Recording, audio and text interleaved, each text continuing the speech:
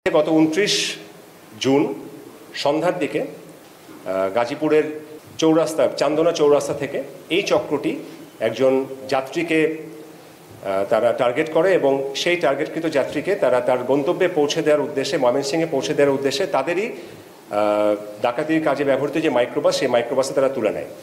এবং এই মাইক্রোবাসে আগে থেকে যাত্রী বেশে এই চক্রের আরও সদস্যরা অবস্থান নিচ্ছিল এবং এই মাইক্রোবাসটি যখন রাজেন্দ্রপুর চৌরাস্তা অতিক্রম করে ঢাকা ময়মনসিংহ মহাসড়কে প্রবেশ করে তখন তারা তাদের পরিকল্পনা মাফিক একটি নির্জন জায়গায় নিয়ে যায় এবং সেখানে এই যাত্রীকে অস্ত্রের মুখে জিম্মি করে এবং তার কাছ থেকে নগদ টাকা, মোবাইল ফোন এবং এটিএম কার্ড নিয়ে নেয় এবং তারপর তারা সেই ভুক্তভোগী ব্যক্তিকে দিয়ে তার বাড়িতে ফোন করে এবং মুক্তিপণের টাকা হিসেবে 50,000 টাকা নগদের মাধ্যমে গ্রহণ করে এবং সেখান থেকে তারা ময়মনসিংহের ভরাডোবা নামক একটি স্থানের একটি নির্জন জায়গায় গাড়িটি নিয়ে যায় এবং সেখানে এই যাত্রীর হাত পা বেঁধে তাকে রাস্তার পাশে ফেলে রেখে তারা চলে আসে। এই একই চক্র আমরা ভুক্তভোগীর কাছ থেকে তথ্য পাওয়ার পরে আমরা আমাদের তৎপরতা আরও বৃদ্ধি করি এবং এই একই চক্র গতকাল অর্থাৎ 2 জুলাই তারা দুপুরে বেনাপোল যে আমাদের স্থলবন্দর রয়েছে সেই পোর্টের ওখানে তারা অবস্থান নেয় এবং বিদেশ ফেরত 2 জন যাত্রীকে তারা টার্গেট করে একইভাবে এবং সেই যাত্রী 2 জন যখন একটি পাবলিক ট্রান্সপোর্টে একটি বাসে ওঠেন তাদের গন্তব্যে আসার জন্য তখন এই ডাকাত চক্রের একজন সদস্য সাধারণ যাত্রী বেশে তাদের সাথে ওই একই বাসে অবস্থান নেন এবং তাদেরই ব্যবহৃত আরেকটি প্রাইভেট কার এই বাসটির গতি অনুসরণ করতে থাকে। বাসটি যখন ঢাকা গোপালগঞ্জ মহাসড়কের সাম্পান রেস্তোরাঁর কাছাকাছি একটি স্থানে আসে সেখানে এই ডাকাত চক্রের আরেকটি দল অবস্থান নিচ্ছিল আগে থেকেই একটি নোয়া মাইক্রোবাস নিয়ে এবং তারা তখন পরিকল্পনা মাফিক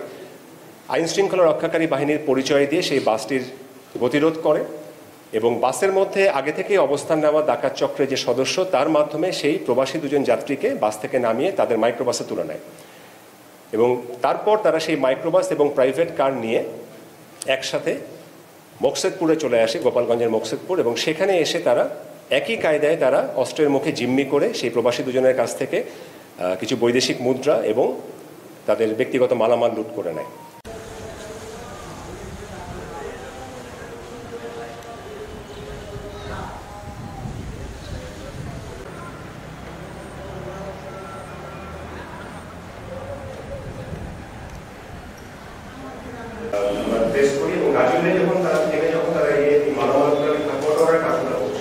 সাংবাদিকবৃন্দ,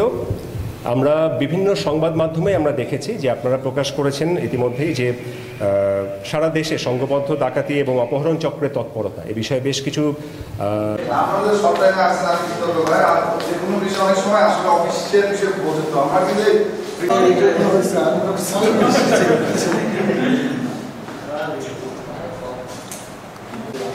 সামনে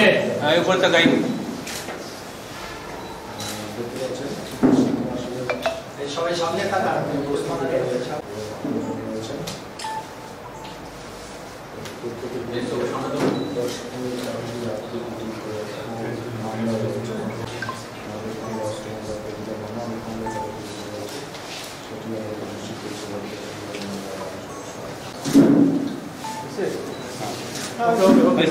ঠিক আছে।